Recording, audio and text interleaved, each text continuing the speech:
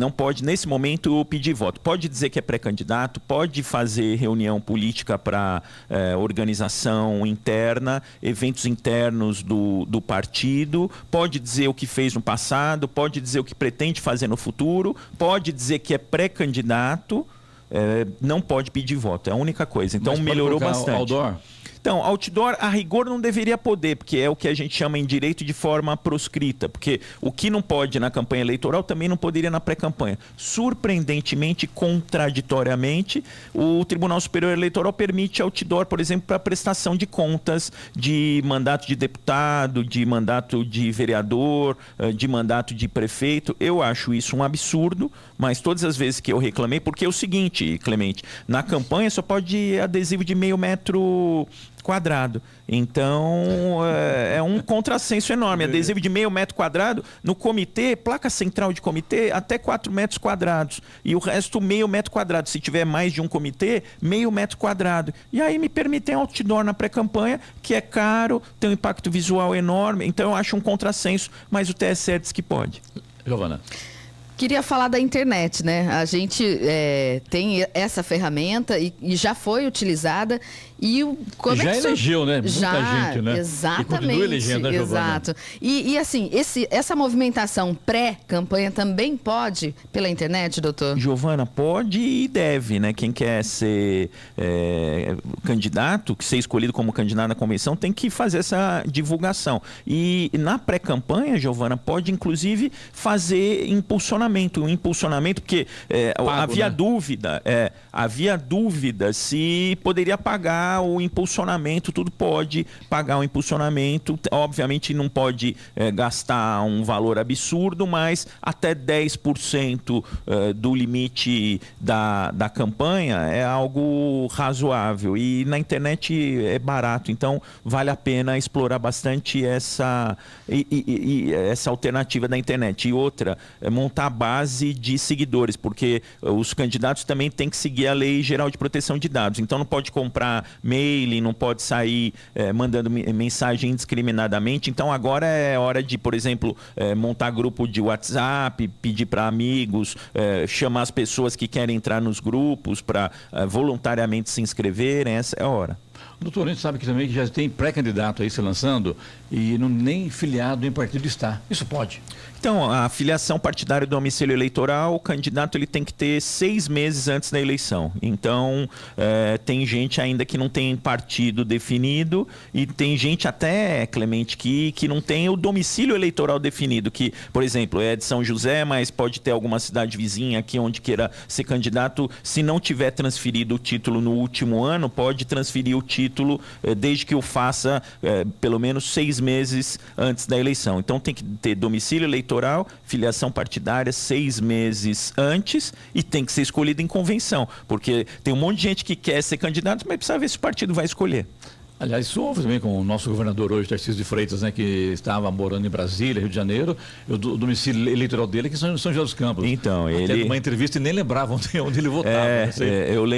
Eu lembro dessa história, mas aí que tá. Quando a transferência do domicílio, Clemente, tem que haver a impugnação, como aconteceu no caso do Sérgio Moro. Olha que contrassenso. O Moro não passou o domicílio eleitoral e a esposa dele passou. Porque o dele foi impugnado e o dela não. A rigor, eles moravam juntos. Se um não tinha o domicílio, o outro também não teria. Mas tem a questão da impugnação da transferência, que não foi feita num caso e foi feita no outro. Na sua opinião, então, houve um problema, houve um erro do TSE ou não?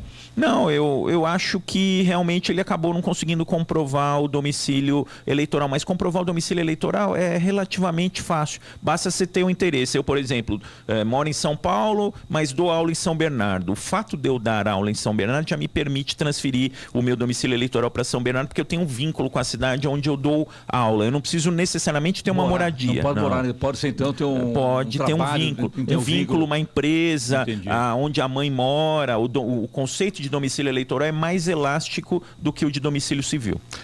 termos de grana, de dinheiro investidos na política, doutor, como é que funciona isso? Bom, tem os limites de gasto para cada cidade, tem o limite de gasto para prefeito, tem o limite de gastos para vereador. Você pode usar recursos próprios, pode usar doações de pessoas físicas e pode, aqueles que têm sorte e têm amigos no partido, porque é difícil, ter o dinheiro do partido, né? Do fundo eleitoral e do fundo especial de financiamento de campanha. Mas tem gente que acha que vai conseguir todo o valor da campanha do partido e o dinheiro é curto. Tem a questão da cota feminina, de gastos com mulheres. Então, precisa tomar cuidado e saber o seguinte: vai entrar na campanha, saiba que é difícil. Doutor, a gente sabe que também que já tem que as eleições deste ano que é passado, nessa eleição anterior, para prefeitos e vereadores, tem vereador até hoje sendo caçado, ou seja, né, as eleições ainda não foram totalmente definidas, parece, né? Tem vereador Brasil inteiro sendo caçado até hoje. Sim, então, o que acontece, Clemente?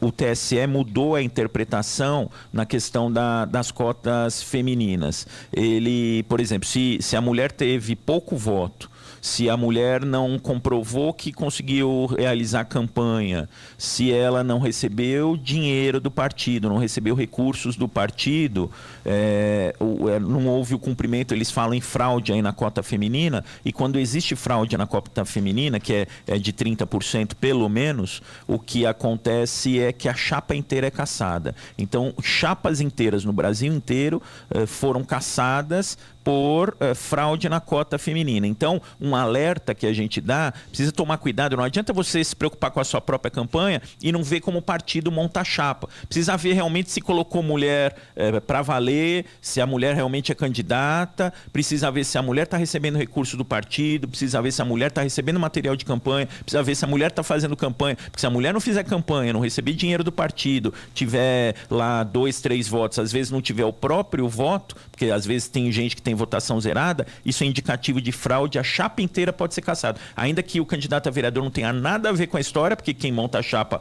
é o partido, a chapa inteira é cassada. Eu tive lá em São Vicente, por exemplo, 2 vereadores que perderam o mandato por conta disso, do União Brasil. E nesse contexto entra a cota racial, doutor? Não, a cota racial é um pouco diferente, porque ainda não tem... A cota racial hoje é questão de gasto, tem que ser proporcional, o gasto tem que ser proporcional de acordo com o número de candidatos, mas não tem a cota ainda, a exigência. Fala mal do prefeito esteja no exercício da função, prefeito, vereador, enfim, né?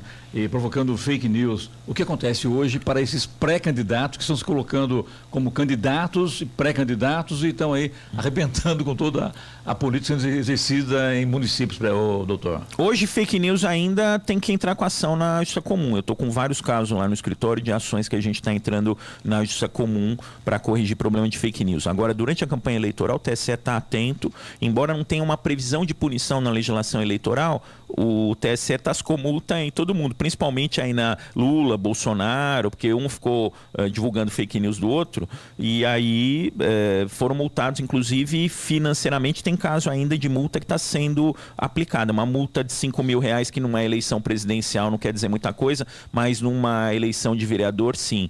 E, de repente, dependendo da quantidade de notícias falsas veiculadas, pode estar configurado até o abuso gerar a cassação. Então, a responsabilidade do candidato pelo teor da notícia que ele divulga, teor verdadeiro, é objetiva. Se ele divulgou uma notícia falsa, não sabia, não tem essa. Divulgou, responde.